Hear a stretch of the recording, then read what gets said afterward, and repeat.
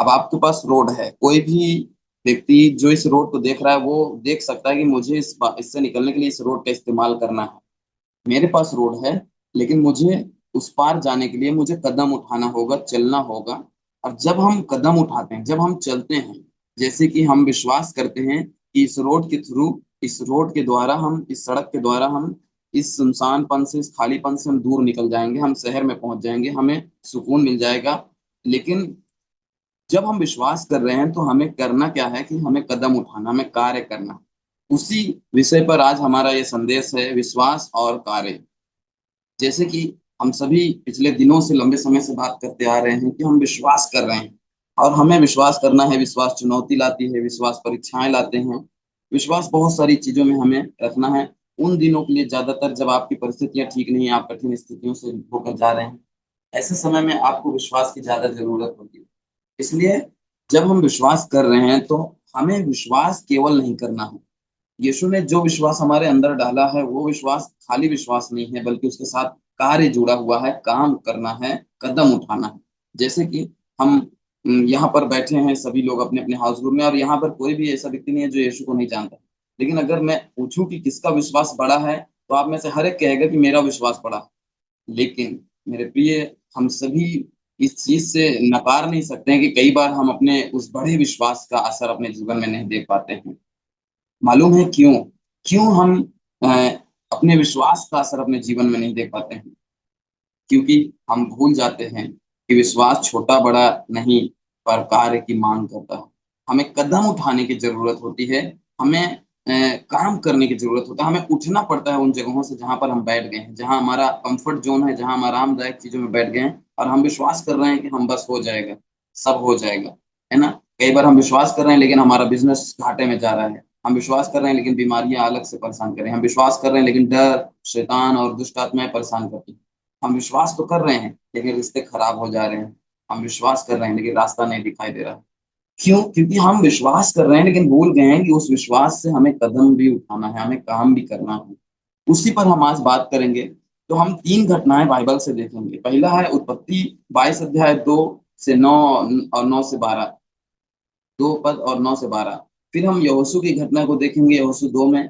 और फिर मरकुस 5 में हम तीन घटनाओं को देखेंगे। तो सबसे पहले जब हम पहला घटना उत्पत्ति में देखेंगे, ये कहानी है अब्राहम के बारे में, जो 100 साल से उसे एक भी संतान नहीं था, लेकिन परमेश्वर ने उसे संतान दिया।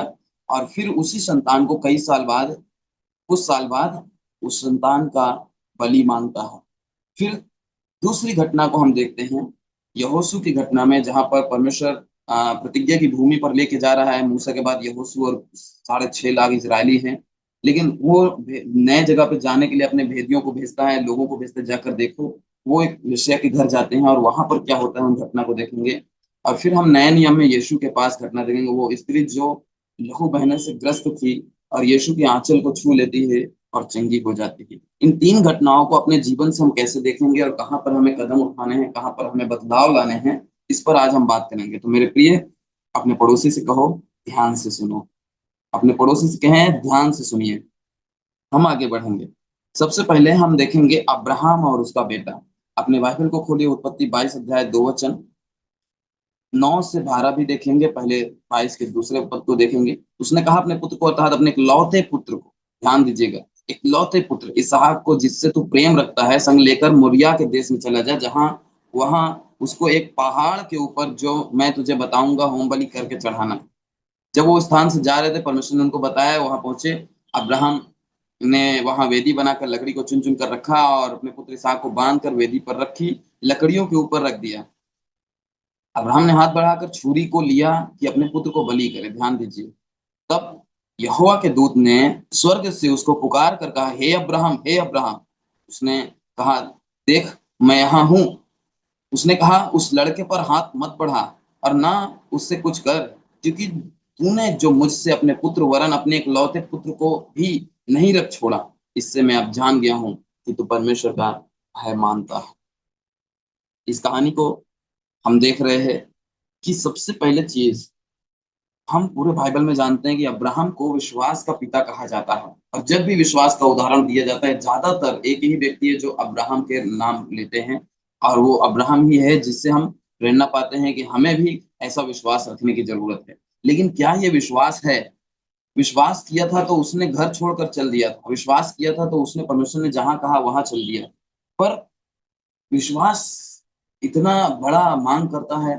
नहीं, वो बलि का मतलब नहीं होता है, बल्कि वो कदम उठाना होता है जो हमारे हमारे सोच के विपरीत होता है। जो आप सोचते हैं वो बिल्कुल उसका उल्टा। अगर आप सुविधा ढूंढ रहे हैं, आप सुकून पाना चाहते हैं, आप आसान चीजों को चुन चुन रहे हैं, तब आपका विश्वास आपके विचारों को चुनौती देता है और वो कहता है कि अब आप उसके उल्टा सोचिए, संघर्ष के चीजों को सोचिए। यीशु ने कहा, सकरा है वो मार्ग और साकेत है वो फाटक जो जीवन की ओर लेके जाता है। कई बार हम चीजें आसान हमें लगता है, विश्वास कर रहे हैं, हो नहीं रहा है, विश्वास कर रहे हैं, आप विश्वास कर रहे हैं, लेकिन आप विश्वास में कदम नहीं उठा पा रहे हैं। परमेश्वर ने अब्राहम से कहा है, अपने इकलौते पुत्र को लेके आ उस देश पर और उसे बलि कर चढ़ा, बलि करके वेदी पर चढ़ा। आप सोचो, कौन बाप होगा जो अपने बेटे को ऐसा करेगा, परमेश्वर के लिए बलि चढ़ा देगा? वो भी वो बाप जिसे 100 साल से एक भी लड़का नहीं पैदा हुआ था, 100 साल में वो बाप बना। उसने आनंद मनाया, पूरे देश के साथ भोजन बंटवाया, बड़ा भोज रखा, सबके साथ खुशी मनाया, अपने बच्चे के एक एक पल को वो देख रहा था, उसको जी रहा था, उसके उसके लड़कपन को, उसके हंसी को, उसके हर एक पल को जी रहा था। लेकिन वही अब्राहम को परमेश्वर कहता है, अब अपने बेटे को लेके आ। जब अब्राहम ने विश्वास किया, वो सवाल कर सकता था कि प्रभु आपने दिया है, अब ये क्या मतलब, क्या इतने दिन के लिए ही था? अब्राहम अपने दिल में जानता था कि विश्वास कदम उठाने की मांग करता है, विश्वास चाहता है कि आप कदम उठाइए। और फिर अब्राहम घर से निकल चलता है और अपने साथ अपने बेटे को ले लेता है और रास्ते में बातें करता है और बताता है कि हम बलि चढ़ाने जा रहे हैं। उसका बेटा कहता है, प्रभु पिता, हमारे पास तो भेड़ ही नहीं है, हम किसे बलि चढ़ाएंगे? तो बोला, प्रभु उपाय करेगा। और वो अपने बेटे को, अब देखिए, यहाँ पर अब्राहम ने कदम उठाया, केवल विश्वास नहीं किया। अब आप कहेंगे, मैं तो अब्राहम के जैसा नहीं हो सकता, मेरे पास इतना ताकत नहीं है। आपके पास ताकत नहीं है, लेकिन वो ताकत परमेश्वर ने आपके अंदर डाला है। आज आप चाहते हैं कि आपके रिश्ते सबके साथ अच्छे हो जाएं, लेकिन कदम उठाकर उठाना पड़ेगा। अगला व्यक्ति मुझसे पहले माफी मांगे, पहले मुझे माफी मांग लेना। अगला व्यक्ति मुझे प्यार करे, पहले मुझे प्यार करना है। क्यों नहीं मैं कदम उठा सकता? अगर मैं विश्वास करता हूँ, विश्वास के लोग हैं, तो हमें कदम उठाना है। आगे जब हम दूसरी कहानी की ओर जाते हैं, ये कहानी है राहाब वेश्या और भेदिए के बारे में, जो भेद लेने गए थे, राज लेने गए थे उस देश का। यहोशू के पुस्तक में 2 अध्याय, 2 से 11 और 5 अध्याय 20 से 24 में जब ये घटना हम देखते हैं, ये वचन आप देख सकते हैं, इसको आप लिख सकते हैं, नोट डाउन कर सकते हैं। यहाँ पर घटना क्या होता है कि ये लोग जाते हैं और एक वेश्या के घर में चले जाते हैं।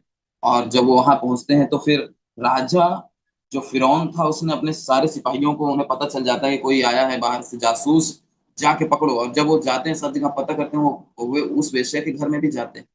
और क्या होता है कि उस राहाब ने, उस वेश्या ने उन वेदियों को, उन उन जासूसों को जो प्रभु की ओर से आए थे, यहोशू ने जिसे भेजा था, उन्हें छुपा दिया, छत पर ले जाकर भूसों में छुपा दिया।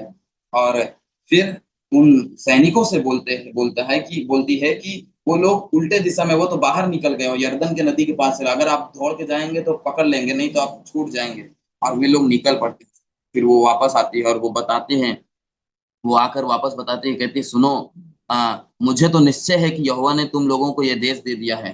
तुम्हारा भय हम लोगों के मन में समाया है।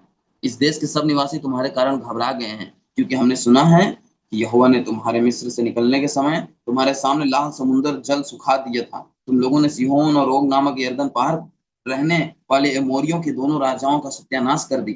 ये सुनते ही उन लोगों का मन पिघल गया। अब देखिए, उन्होंने कहा कि तुमने जो हमारे साथ किया है, हम इसका एहसान कैसे चुका सकते हैं? तो वो बोलती है कि बस यही कि हमें जिंदा छोड़ देना है, हमें मारना नहीं है। और फिर क्या होता है कि जब आप 5वें अध्याय के 20-24 में देखेंगे, ये पूरा यरीहो का नगर, शहरपना गिर पड़ता है। वो जय जयकार करते हैं, 7 दिन चक्कर लगाते हैं और पूरे शहर को लूट लिया जाता है, उन लोगों को मार दिया जाता है। लेकिन वो औरत जिसने बचाया था ये राहाब वेश्या को, इसे बचा दिया जाता है। इस ना सिर्फ इसे, बल्कि इसके घराने को भी, इसके जो भी परिवार थे, उन्हें भी जिंदा छोड़ दिया जाता है और उन्हें अपने साथ ले लेते हैं। और बाकी पूरा शहर, पूरा किला आग लगा देते हैं, जला दिया जाता है। तो ये घटना में हम क्या देखते हैं कि वे राहाब जो थी, वो एक अन्य जाति में से होने वाली मिस्र में थी, मूर्ति पूजक थी, लेकिन उसने परमेश्वर के भय को जब सुना, उसने उस भय को अपने अंदर भी महसूस किया और वो जान गई कि सच में यहोवा परमेश्वर महान परमेश्वर है, इकलौता परमेश्वर है। उसके अंदर वो विश्वास आया। अब जबकि विश्वास आया तो उसने कदम भी उठाया। उसने क्या कदम उठाया? प्रभु के दासों को सैनिकों से पकड़ाने के बजाय, अगर वो पकड़ाती उसे इनाम मिल सकता था, वो पैसे के लिए वो अपना उसका पूरा जीवन पैसे के लिए था, लेकिन फिर भी उसने पैसे की लालच ना करके परमेश्वर के भय और उस विश्वास में कदम उठाती है और अब परमेश्वर के जासूसों को छुपा देती है, वो पकड़वाती नहीं है। इसलिए उसने न सिर्फ विश्वास किया बल्कि कदम भी उठाया, है ना? और इसका असर हम देखते हैं। और आगे हम बढ़ते हैं तीसरे घटना की ओर। हमने दो कहानी देखी, अब्राहम अपने पुत्र को बलिदान कर रहा है, इधर राहाब वेश्या जो है वो प्रभु के लोगों को छुपा लेती है, पकड़वाती नहीं है। और तीसरी घटना जो हम नए नियम में देते हैं यीशु के साथ जो घटना होता है, मरकुस 5 अध्याय 25 से 34, जहाँ पर एक स्त्री जो 12 वर्ष से उसे लहू बहने का रोग था और वो सारे डॉक्टरों से इलाज करके बहुत दुख उठाया, लेकिन उससे कुछ भी फायदा नहीं हुआ, बल्कि वो और रोगी हो गई, और भी बुरा दशा हो गया और उसका सारा पैसा, वो कंगाल हो गई। उसका कोई भी लाभ नहीं हुआ बल्कि उल्टा खर्च हो गया सारा पैसा। जब उसने चर्चा सुना यीशु के बारे में, उसे विश्वास हुआ कि यीशु कि अगर मैं वस्त्र को छू लूंगी तो मैं चंगी हो जाऊंगी। कुछ तो बात है उस यीशु में। वो यीशु है क्या? उसने उसे एहसास हो गया कि यीशु अद्भुत है, यीशु महान प्रभु है, यीशु रचनाकार है। अब मुझे उसके वस्त्र को छूना है बस, मुझे छू लेना है बस। ये विश्वास है। आप में से हर एक व्यक्ति जानता है कि आज मैं प्रार्थना में हूँ, मुझे प्रभु चंगाई देंगे, मेरे लिए प्रार्थना किया जाएगा, मैं चंगाई पाऊंगा या पाऊंगी। आप संघर्ष कर रहे हैं, आप डर में हैं, आप परमेश्वर आपको छुटकारा देगा, आजादी देगा। आपका बिजनेस में आशीष नहीं है, आप विश्वास करते हैं कि प्रभु मुझे आशीष देगा। लेकिन ये स्त्री भी विश्वास करती है, लेकिन क्या ये वहीं रुक गई? नहीं। वचन बताता है कि वो स्त्री भीड़ में जाती है, वो जाती है, यीशु के वस्त्र को छू लेती है, पीछे से छू के लेती है वस्त्र को, और वो उसी घड़ी उसका लहू बहना बंद हो गया, वो चंगी हो गई। हालेलुया! यीशु ने जान लिया कि मुझके मेरे अंदर से सामर्थ्य निकला है। उसने कहा, पूछा कि मुझे किसने छुआ, मेरे वस्त्र को किसने छुआ? शिष्यों ने कहा कि भीड़ की भीड़ तुझ पर गिरी पड़ती है, तू कहता है किसने छुआ? तब उसने देखा, उस स्त्री ने देख लिया कि मेरे काम के बारे में बात हो रहा है। वो स्त्री तुरंत बोलती है, डरती और कांपती हुई प्रभु के पांवों पर गिरकर वो कहती है कि प्रभु मैंने छुआ है। यीशु से कहते हैं, पुत्री, तेरे विश्वास ने तुझे चंगा किया, जा कुशल से जा और अपनी बीमारी से बचा रहा। हालेलुया! जब हम इस कहानी को देखते हैं, इस घटना को देखते हैं, यहाँ पर क्या होता है? इस स्त्री ने विश्वास किया। 12 साल के संघर्ष में हर दिन वो कैसे गुजर रहा था उसका वही जानती थी, लेकिन उसका विश्वास आया। उसने विश्वास करके बैठ नहीं गई, बल्कि उसने कदम उठाया भीड़ में। ऐसी स्थिति में जब हम जानते हैं यहूदी परंपरा के अनुसार ऐसी स्त्री को छूना, किसी भी व्यक्ति को छूना महापाप था, और ऐसे व्यक्ति को जानबूझ के छू ले तो उसे पत्थर से मार डालना चाहिए। लेकिन वो क्या हुआ कि वो सोचिए, वो उसने जान की जोखिम उठाई। वो जानते थे कि अगर लोग मुझे देख लेंगे, पकड़ लेंगे तो मुझे मार डालेंगे। तो विश्वास कैसे उसके जान बचा लेता है, और उसने कदम उठाया। तो जब हम तीनों घटना को एक साथ देखते हैं, प्रिय भाई बहन, मैंने 3 घटनाओं का जिक्र किया। अब्राहम अपने पुत्र को बलि करने के लिए निकल पड़ता है। एक पिता जो 100 साल से बांझ था, जिसे कोई संतान नहीं था, परमेश्वर ने उसे संतान दिया और कुछ सालों बाद उसी बेटे को वापस मांग रहा है, इकलौते बेटे को। कोई भी बाप अपने इकलौते बेटे से बहुत प्यार करता है, तो वो करता है और फिर निकल पड़ता है अपने बेटे को लेकर बलि चढ़ाने के लिए। लकड़ी इकट्ठा करता है, वेदी पर बांधता है, अपने बच्चे को भी बांध देता है। और वहां तक आप सोचिए, वो व्यक्ति अगर अगर अब्राहम सोचोगे प्रभु उपाय करेंगे तो वो रुकता ना, वो इंतजार करता, चलो अब वेदी बांध दिए, जरूर प्रभु कोई उपाय करेंगे। नहीं, उसने उस छुरी को भी निकाला जिसे बलि चढ़ाना। अगर परमेश्वर आवाज नहीं देता तो शायद वो कदम उठा देता, वो हाथ चला देता, वो बलि कर देता अपने बेटे को। लेकिन जैसे ही वो हाथ उठाता है, परमेश्वर का आवाज आता है कि अब्राहम रुक जा, अब हाथ मत बढ़ा, अपने बेटे को हानि मत कर, क्योंकि मैंने जान लिया कि तू परमेश्वर का भय मानता है। फिर हम कहानी में देखते हैं, आगे बढ़ते हैं। दूसरी कहानी में हमने राहाब वेश्या जो एक थी, वो उसके घर में प्रभु के जो इज़राइल के दूत थे, जो वो लोग जो परमेश्वर के भय मानने वाले थे वो जाकर छुप जाते हैं। वो औरत, वो वेश्या चाहती तो राहाब उसे बता देती, पकड़वा देती, लेकिन उसने क्या किया, छुपाया। कौन इतना परेशान होता है? हाँ, क्या उसका अपना जीवन नहीं था? क्या वो अपना संघर्ष में नहीं थी? कौन आज के समय की बात नहीं है ना, ये उस समय की बात है। ये बात है विश्वास के कदम की बात है। समय बदलते हैं, हालात बदलते हैं, लेकिन चीजें आज भी वैसे ही हैं। परमेश्वर हमारे अंदर जो विश्वास रखा है, उस वो विश्वास हमारे अंदर से ही चिल्ला रहा है कि तुम कदम उठाओ, तुम काम करो, फिर इसका असर देखो। और फिर तीसरे बार में हम देखते हैं कि लहू बहने वाली स्त्री कैसे कदम उठाती है और जान जोखिम में डालकर जाती है। इन तीनों का परिणाम क्या हुआ, मैं आगे बताता हूँ। जब हम इन चीजों को देखते हैं, सबसे पहले चीज हम ये कभी ना भूलें कि एक जीवन लाने वाला विश्वास कार्य करता है। यहाँ मैं रुकना चाहता हूँ, आप ध्यान दीजिए। एक जीवन लाने वाला विश्वास कार्य करता है। कार्य कैसे करता है? जैसे कि हमने देखा अब्राहम ने कार्य किया, कदम उठाया, वो किया। केवल हाँ प्रभु, मैं अपना बेटा, मेरा बेटा तो तुम्हारा ही है, ले लो चाहे जब ले लो, ऐसा नहीं कहा। वो लेकर गया, वेदी में बांध कर उसे बलि चढ़ाने लगा। दूसरी ओर राहाब वेश्या, वो परमेश्वर के लोगों को बचाई। उसके दिल में विश्वास था, हाँ ये प्रभु के लोग हैं, वो जान गई। लेकिन वो जाते, अगर प्रभु के लोग हैं तो प्रभु अपने लोगों को बचाएगा, मैं क्यों बचाऊं, मैं क्यों छुपाऊं? नहीं, उसने खुद अपना दिल दिखाया कि क्यों मैं पकड़वाऊं इन्हें, ना कहीं ऐसा ना हो कि इन्हें मार डाला जाए। तो वो अपनी जान जोखिम में डालकर उसे बचा लेती। और फिर तीसरे में लहू बहने वाली स्त्री जाकर यीशु के छू लेती है छोर को। लेकिन जब वो जाती है, वो अपने जान को जोखिम में डालती है। लेकिन जीवन कैसे लाता है? आप सोचिए, आपका विश्वास क्या जीवन लाने वाला है? जीवन लाने वाला विश्वास कैसे काम करता है? देखिए, जब विश्वास में हम काम करते हैं, जब हम विश्वास में कदम उठाते हैं, वो जीवन लाता है। जैसे कि अब्राहम का बेटा जो मरने वाला था, जिसे अब्राहम खुद मारने वाला था, बलि देने वाला था, परमेश्वर ने उसे रोक दिया, यानी वो बच्चा जीवन पा गया, वो मरने नहीं पाया। जीवन लाने वाला विश्वास कदम उठाता है, काम करता है। दूसरी ओर राहाब, जो उन भेदियों को बचा लेती है, वो बच जाते हैं। उसका विश्वास जो था, वो कदम उठाया। और जब हमला हुआ, जब वो लोग जीत लिए पूरे नगर को, 5वें अध्याय में हम देखते हैं यहोशू में कि उन लोगों ने उन्हें छोड़ दिया, राहाब को छोड़ दिया, राहाब को नहीं मारा, राहाब के साथ उसके परिवार को भी नहीं मारा, पूरा नगर को जला दिया, पूरे किले को जला दिया।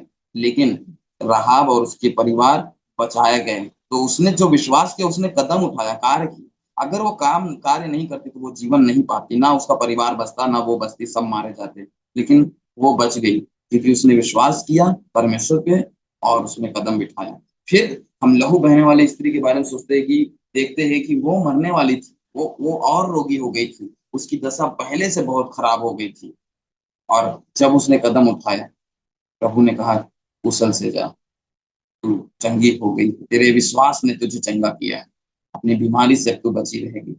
परमेश्वर ने वादा किया कि अब तू बीमार नहीं होगी, वो वादा कर दिया कि जाओ, कुशल से जाओ, ठीक रहो। अब तुम एक आशीर्वाद के साथ छोड़ दिया, एक ऐसा जीवन जो छुटकारा लेके आता है।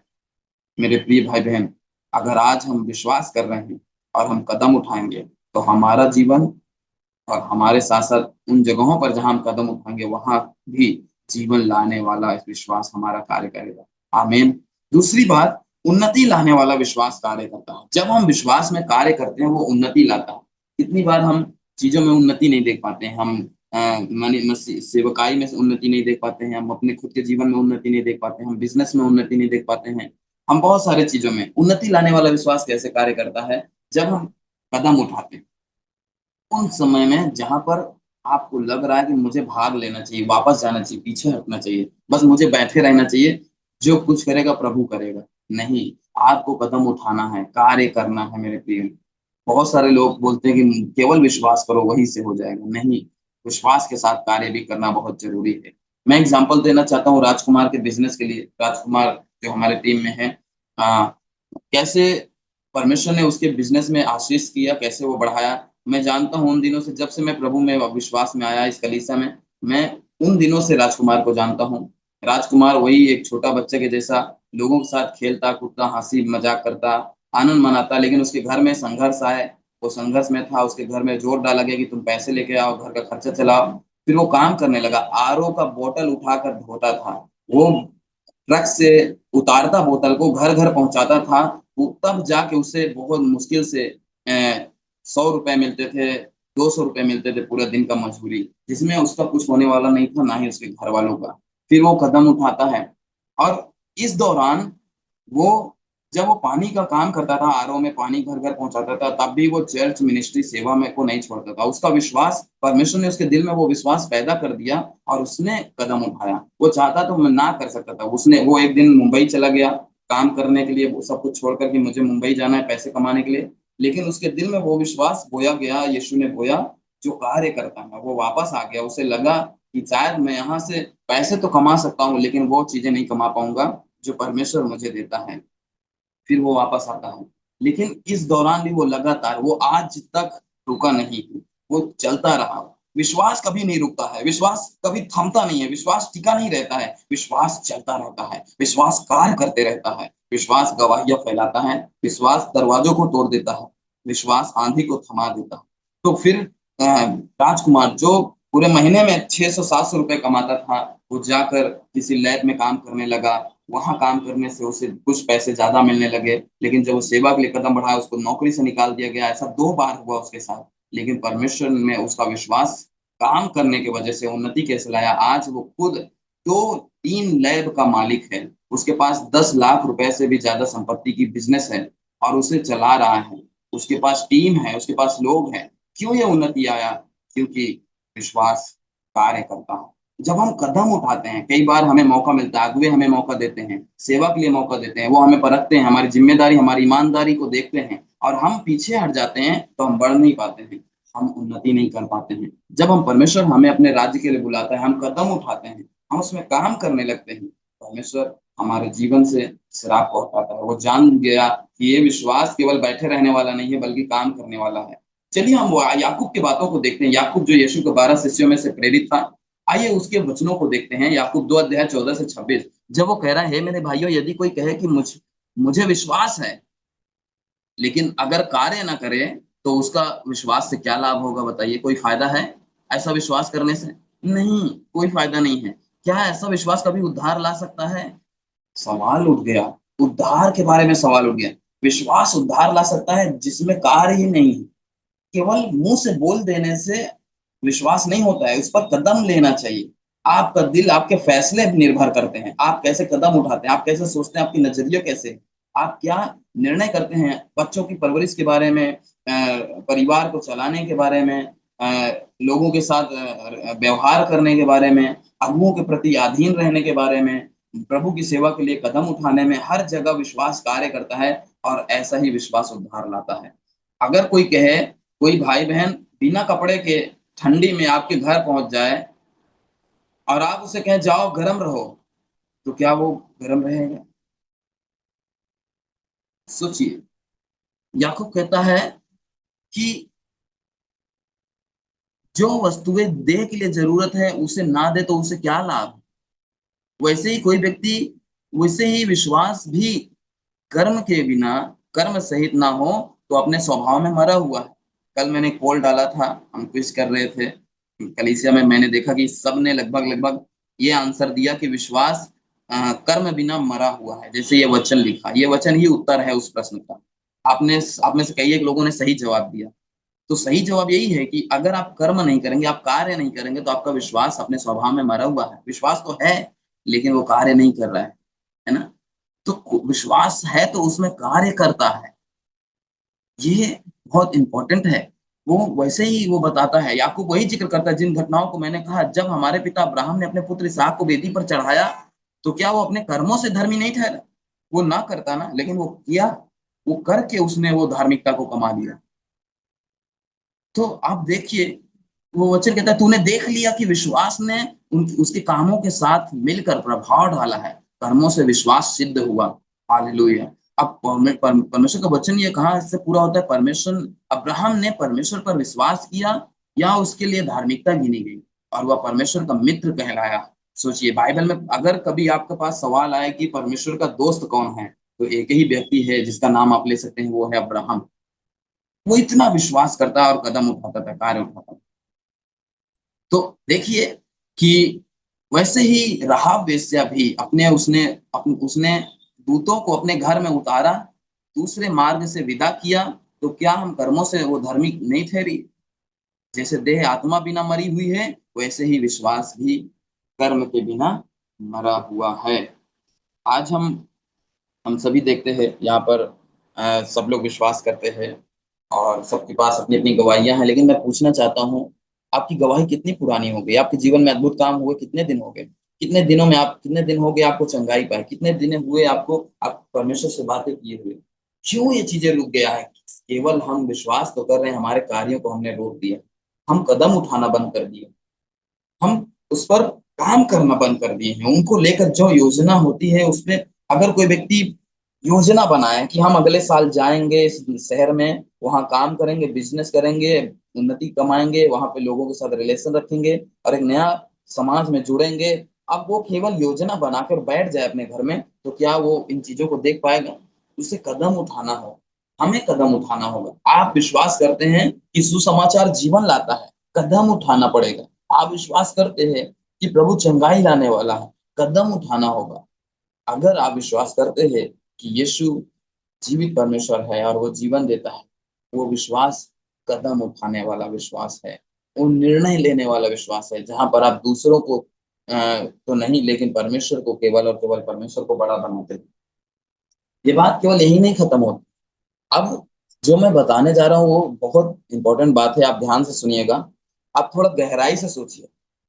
अगर आज भी अगर हम आज भी निराशा में, दर्द में हैं, डर में हैं, धोखा और अकेलापन महसूस करते हैं, या दूसरों के दिलों के साथ दूरी महसूस करते हैं कि उनसे हमारा बोल चाल नहीं है, उनसे हमारा बोल नहीं चाल है, उनके साथ हमारा रिश्ता अच्छा नहीं है, तो हमारे पास ऐसा विश्वास नहीं है जो जीवन लाता है, जो आशा लाता है, जो पीड़ा को हटा देता है, दर्द को हटा देता है, जो डर को दूर करता है और रिश्तों को बहाल कर देता है। ऐसा विश्वास नहीं है जो कार्य करता है। इसलिए ऐसा विश्वास कार्य करने वाला विश्वास से होता है। अगर आप चाहते हैं कि आपका निराशा आशा में बदल जाए, आपका दर्द और पीड़ा शांति में बदल जाए, आपका डर हिम्मत में बढ़ जाए, आपका अकेलापन, आपके दूसरों के साथ दूरी एक अच्छा रिश्ते में बदल जाए, तब इसके लिए आपके विश्वास को कार्य करना होगा, अपने विश्वास में कार्य करना होगा। और वो कैसे होता है? वो जांचना पड़ता है। सबसे पहले हमें जांचना होगा कि हमारा विश्वास क्या कार्य करने वाला है, कदम उठाने वाला है। हम विश्वास में कैसी प्रतिक्रिया देते हैं, सोचिए। मैं यहाँ सोचने के लिए आपको रोकना चाहता हूँ। आप सोचिए, क्या कभी आपको कलीसिया में सेवा के लिए, मौका के लिए बुलाया गया? क्या अगुओं ने आपको कोई आज्ञा दिया जिसे आपको करना चाहिए? क्या प्रभु ने आपके दिल में डाला कि जाओ उस परिवार से मिलकर आओ, उनसे हाल चाल लो? क्या आपके दिल में कभी आया कि मैं किसी को अपने घर पर बुलाऊं खाने पर, प्रभु के दासों को? या कभी आपके घर में दिल में ख्याल आया कि मुझे कुछ आ, उदारता दिखाना चाहिए, मुझे कि कोई आ, कुछ चीज देने के दिल होता है या चीजें करना होता है? क्या ऐसा आया कि आपको लगा कि मुझे अपने बिजनेस में, अपने काम को छोड़कर प्रभु के पीछे जाने की जरूरत है? क्या आपको लगा कि आपकी चीजें जो दिनचर्या है, वो चीजें आपको प्रभु में जाने से रोक रही? जब आपको ऐसा लग रहा था, उस वक्त आपको क्या करने की जरूरत थी? हम विश्वास में कैसे प्रतिक्रिया देते हैं? अब्राहम को परमेश्वर ने कहा अपने बेटे को लेके आ, कैसा प्रतिक्रिया दिया? अब्राहम बिना कोई सवाल किए अपने बेटे को लेके चला जाता है और यहाँ तक कि उस पर छुरी भी तान देता है। अगर आवाज नहीं आती तो क्या होता, सोचिए। राहाब वेश्या, वो अपने जान को जोखिम में, वो जानती थी कि ये बात पता चल जाएगा कल को, लेकिन वो डरी नहीं। ये बात पता चल जाने के बावजूद भी वो जान गई कि वो लोग अब यहाँ आ चुके हैं और वो इस शहर को नाश कर देंगे, लेकिन वो हमें बचाएंगे, क्योंकि उससे विश्वास था, उसने कदम उठाया। और लहू बहने वाली स्त्री के बारे में भी हम देखते हैं कि उसने क्या किया, उसने कदम उठाया। हम वो समझ गई कि अगर मुझे यीशु से कुछ पाना है तो मुझे उसके करीब आने की जरूरत है, उसके नजदीक आने की जरूरत है। हम यीशु से दूरी बनाकर नहीं रह सकते। बस हाउस ग्रुप में जाते तो हैं, प्रार्थना में बैठते तो हैं, ऑनलाइन मीटिंग में जुड़ते तो हैं, नहीं मेरे प्रिय। ये परमेश्वर की महिमा के लिए हम करते हैं और करते रहिए, इसमें हार मत मानिए, लेकिन प्रतिक्रिया दीजिए अपने जीवन से। अपने बच्चों को परमेश्वर के वचन के करीब लेके आओ, अपने बच्चों को प्रभु के पास लेके आना। हमें कदम उठाना है। हम ऐसे ऐसे चीजों में जो हम रोज करते हैं, उनमें हमें जांचना है कि हम, हमारा क्या कदम है जो हमें करना चाहिए। तो ये विचार है जिसे हमें गहराई से करना है। हम ऐसे विचार को अपने जीवन में लेके आए और हम जांचें कि हमारा विश्वास कार्य कर रहा है कि नहीं कर रहा है। हम कैसे इसका प्रतिक्रिया देते हैं, कैसे हम इसका उत्तर देते हैं परमेश्वर को। हाँ में देते हैं या ना में देते हैं, या इसका परिणाम। हाल ही में हम हमारे टीम के साथ एक दिन बातचीत कर रहे थे कि यीशु ने 3 लोगों को बुलाया। एक्चुअली में दो व्यक्ति तो यीशु के पास ही आए। एक व्यक्ति बोला कि प्रभु जहाँ तू जाएगा मैं वहां जाऊंगा। प्रभु ने कहा ठीक है, लेकिन देख भाई मेरे पास कोई सुविधा नहीं है, सोने तक का जगह नहीं है हमारे पास। परिणाम कुछ नहीं हुआ। दूसरे व्यक्ति आते हैं, हम चलेंगे प्रभु आपके पीछे, लेकिन मैं अपने पिता को गाड़ दूं तो। प्रभु ने उससे कहा कि तू मेरे पीछे हो ले। उसने कहा मेरे पिता मर गया है, मैं उसे दफनाने जा रहा हूँ। प्रभु ने कहा मुर्दे को मुर्दा गाड़ने दो, तू मेरे पीछे आ। परमेश्वर के राज्य की कथा सुना। उसको बुलाहट दिया गया, परमेश्वर ने उसे बुलाया। उसका प्रतिक्रिया क्या था? वो अपने पिता को गाड़ना चाहता था। वो अंतिम संस्कार के लिए, दुनियावी चीजों के लिए। हालांकि ये ऐसा सच में हो सकता है, यीशु इतना कट्टर नहीं है, यीशु निर्दयी नहीं है। वो तो दयालु है, वो प्रेम करता है और वो प्रेम बांटता है। तो हमें उसकी बातों में परख होना चाहिए, विश्वास परखता है हमें। हम कैसे निर्णय करते हैं, कैसा जवाब देते हैं, कैसी प्रतिक्रिया देते हैं। तीसरे व्यक्ति ने कहा प्रभु मैं आपके पीछे चलूंगा, लेकिन मैं अपने घर वालों से पूछ लेता हूँ, आज्ञा लेता हूँ। प्रभु ने कहा जो कोई हल पर हाथ रखकर पीछे देखता है वो परमेश्वर के राज्य के योग्य नहीं। हल पर हाथ रखने के पीछे देखने का मीनिंग क्या होता है? हमारा प्रतिक्रिया कैसे होता है? हम प्रभु में हैं, मैं मसीह हूँ, मैं प्रभु का दास हूँ, मैं यीशु में विश्वास करता हूँ, लेकिन मैं मेरे परिवार भी देख रहा हूँ, मेरा घर, मेरा चीजें, उनकी चिंताएं लगी है, वहां पर हमारा ध्यान है। कैसे होगा हमारे बच्चों की पढ़ाई, कैसे होगा उनका शादी विवाह, कैसे होगा घर बनेगा, कैसे चीजें होंगी। हमारा ध्यान वहां होता है, इसलिए हमारा विश्वास रुक जाता है, बिना कार्य के हो जाता है और वो मरा हुआ जैसा है। तो क्या आप ऐसा विश्वास रखना चाहते हैं? अपने पड़ोसी से पूछिए आप कैसा विश्वास चाहते हैं, मरा हुआ या जिंदा? तो कार्य करिए, कदम उठाइए। आमीन। और फिर आखिर में हम आते हैं, हमें कुछ बातें लागू करने की जरूरत है, निर्णय करने की जरूरत है। ये बातें हमें अपने जीवन में ला लेनी है। तो आइए मसीह यीशु में अपने विश्वास में कदम उठाना और कार्य करना शुरू करें।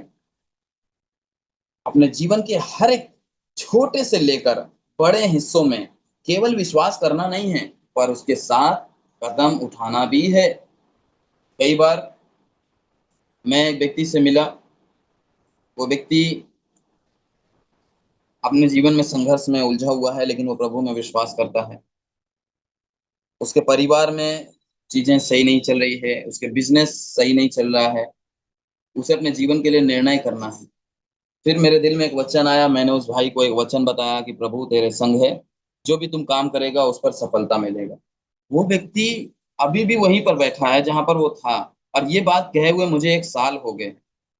अब ये बात मैंने अपनी तरफ से नहीं कहा, वो तो वचन है, और वचन परमेश्वर का वादा पूरा करता है, वो पूरा करता है। लेकिन वो वचन मुझे प्रोत्साहित किया कि प्रभु कहता है जो भी तुम करोगे उस पर मैं सफलता दूंगा, लेकिन करना होगा। करना होगा, कदम उठना, खड़े होना वहां पे। हाँ, उसका प्रतिक्रिया देना होगा। तो हम समझ नहीं पाते, हम उलझ जाते हैं चीजों में। मेरे प्रियो, परमेश्वर शायद आपसे पहले ही कह चुका है कि कदम उठाओ, निर्णय करो। वो निर्णय जो परमेश्वर की ओर से है। दुनियावी चीजों को मत देखो, उन चीजों से मत डरो जो चीजें तुम्हें संघर्ष में है ले जाती। प्रभु है जो तुम्हें सब संघर्ष से बाहर निकालता है ना? तो पैसों के बारे में देखिए, पैसों के बारे में कितना बार हम कदम नहीं उठा पाते हैं, है ना? दशमांश देने की बात होती है। कई बार हम सोचते हैं कि इस बार का दशमांश हम अगली बार दे देते हैं। हमारे पास और भी पहले चीजें, बहुत बहुत सारी चीजें हैं। क्या हम सबसे पहला काम अपने पैसे से दशमांश निकालना करते हैं, या हम बचने पर दशमांश देते हैं? हमें सबसे पहले दशमांश देना चाहिए। हमारा दशमांश कब हम निकालते हैं ये भी मायने रखता है। आप लास्ट में निकालते हैं, कोई व्यक्ति साल पूरे महीने का हिसाब करता है, लास्ट में जो बचता है उससे देता है। वो दशमांश बताता है कि आपका विश्वास कितना वो है, कि आप सोच रहे हैं कि पहले हमारी जरूरतें ज्यादा जरूरी है। इसलिए जरूरतें नहीं, पर जरूरी क्या है वो देखो। सबसे पहले दशमांश निकालना। पैसों के बारे में हम कितना बचाने वाले व्यक्ति हैं। प्रभु कहता है अच्छी बात है, बचाना चाहिए, लेकिन किसी जरूरतमंद को देकर भी आप अपना पैसा बचा लें तो वो पैसा पैसा नहीं है। फिर परिवार को लेकर परमेश्वर सिखाता है कि अपने परिवार को, अपने घर को प्रार्थना का घर बनाओ। लेकिन हम क्या करते हैं, हमारे परिवार में, हमारे घर में क्या आने देते हैं? शैतान की चीजें, बुराइयां, झगड़े, कलह, द्वेष, चीजों को आने देते हैं। हमें इन चीजों से बचना है, तो खुद प्रार्थना करना शुरू करिए। अपने घर का वातावरण बनाइए, उन चीजों को मत आने चाहिए जो बाहरी चीजें हैं, जो बुरी चीजें आती। बच्चों को प्रभु में आगे लेके आइए।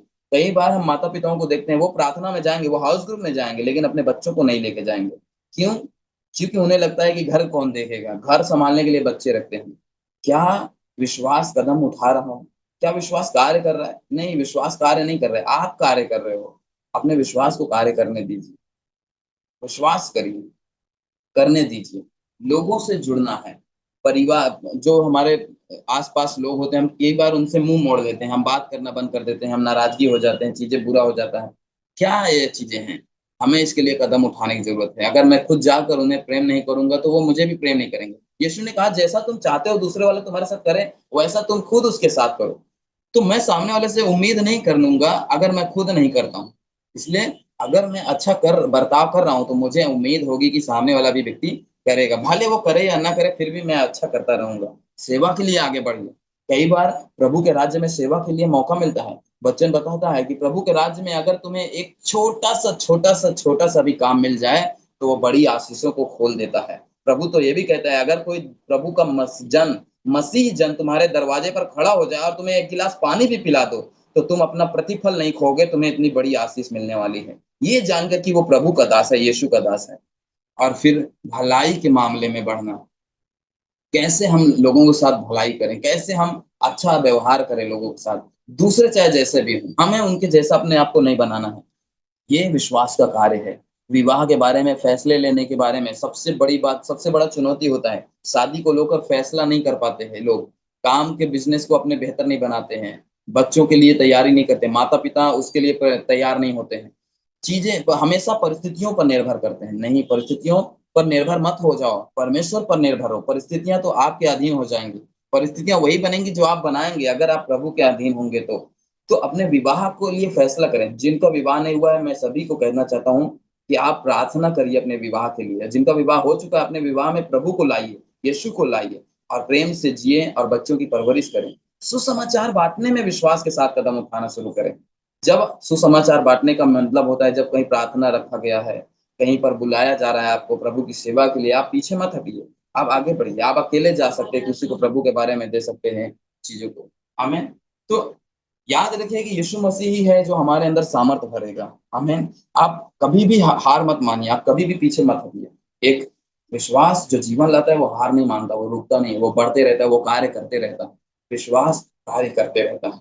आमीन। तो यीशु ने कहा कि राई के दाने के बराबर विश्वास अगर तुम्हारे अंदर है तो तुम पहाड़ों को हिला सकते हो और जो चाहो वो कर सकते हो। राई का दाना का विश्वास केवल एक जगह में बंद करके रखने से नहीं होता है, उस विश्वास को बोना है। यीशु कहता है, और वही राई का दाना अपने सब साग पात के पौधों में सबसे बड़ा पौधा होता है, उस पर चिड़िया भी पसेरा करती हैं, फिर उसमें से नए बीज निकलते हैं, फिर वो गिरती हैं, फिर वो फलते हैं, और ये कार्य लगा रहता है, ये एक चक्र है जो चलता रहता है। तो विश्वास कभी रुकता नहीं है। एक दिन एक ऐसी घटना हुई जब मूसा और अपने उसके सारे लोग जो गुलामी से निकल आए थे, जहाँ परमेश्वर ने उन्हें दर्शन दिया, आज्ञा दिया, वो लोग वहीं बैठ गए और कई साल वहां रुके रहे। परमेश्वर ने कहा, सुनो, बहुत लंबे समय से तुम रुके हो, क्या ये विश्वास है? नहीं, तुम्हें उठना होगा, तुम्हें कदम उठाना होगा, जाओ और तुम ले लो। एक पहाड़ पे रह रहे थे, लेकिन जब वो गए, उनके पास नगर नगर मिल गए, उनके पास पूरी जमीन मिल गई, उनके पास शहर मिल गया, उनके पास पूरा देश आ गया। तो ये क्या हुआ? जब वो कदम उठाए।